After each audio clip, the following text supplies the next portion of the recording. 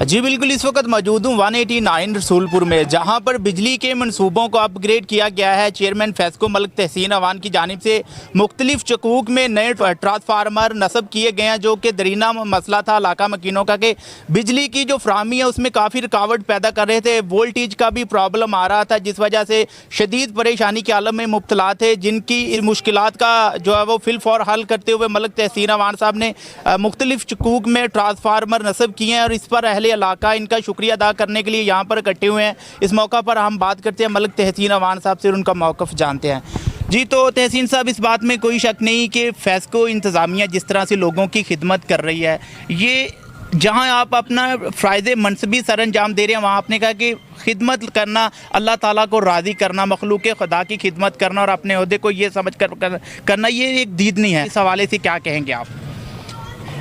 जैसा कि आपके इल्म में है कि पाकिस्तान मुस्लिम लीग नवाज़ का ये ख़ासा है कि जब भी पाकिस्तान मुस्लिम लीग नवाज़ की गवर्नमेंट आई है तो इस मुल्क में रोशनियाँ आई हैं।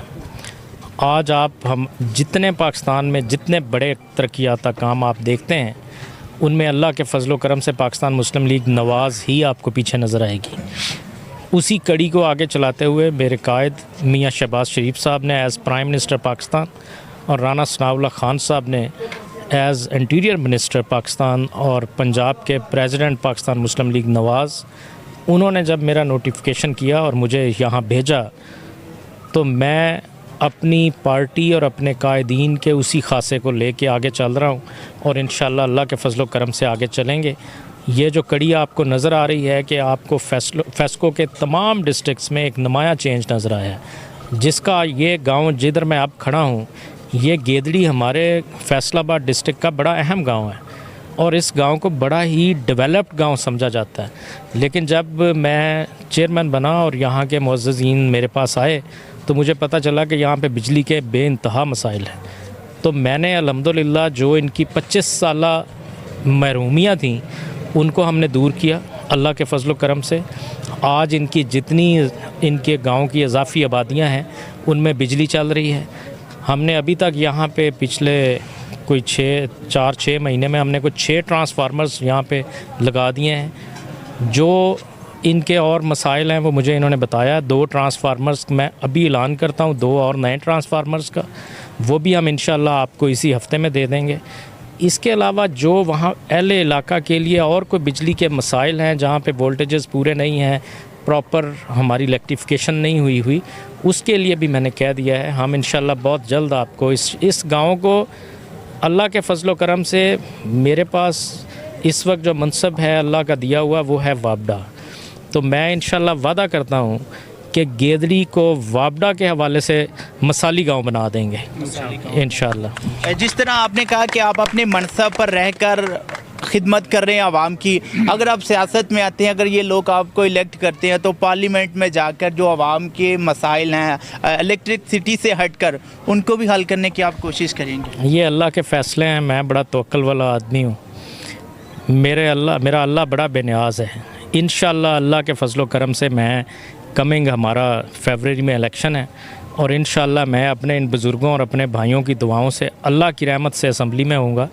और मैं अभी भी, अगर आप मेरे ऑफ़िस आएँ, मेरे पास ऑफ़िस में रोज़ाना कोई 600 से ज़्यादा लोग मिलने आते हैं और हम सिर्फ़ एक डिपार्टमेंट के हद पे उनके साथ बाउंड नहीं होते।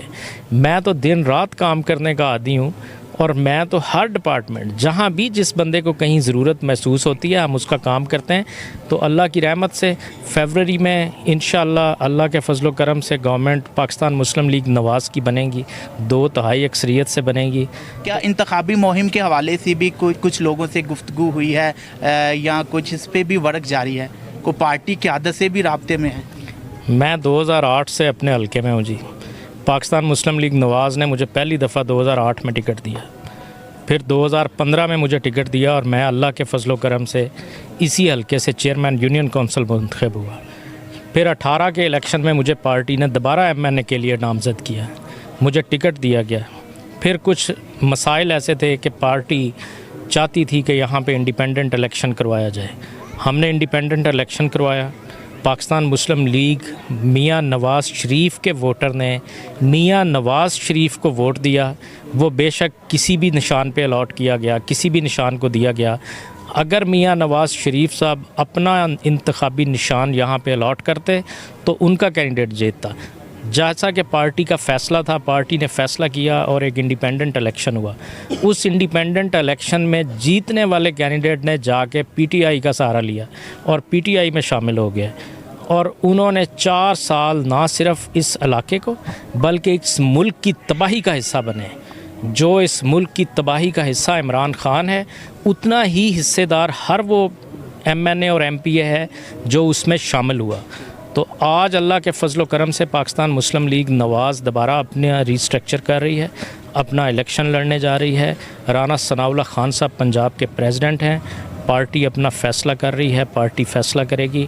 अल्लाह के फजल करम से इंशाअल्लाह हम आने वाला इलेक्शन पाकिस्तान मुस्लिम लीग नवाज़ शेर के निशान से इस हल्के से जीतेंगे और अपनी जीती हुई सीट अपने कायदीन के कदमों में रखेंगे और अहल-ए-यान इलाका के लिए एक नए तरक्की का और एक नए दौर का एक नया बाब खोलेंगे।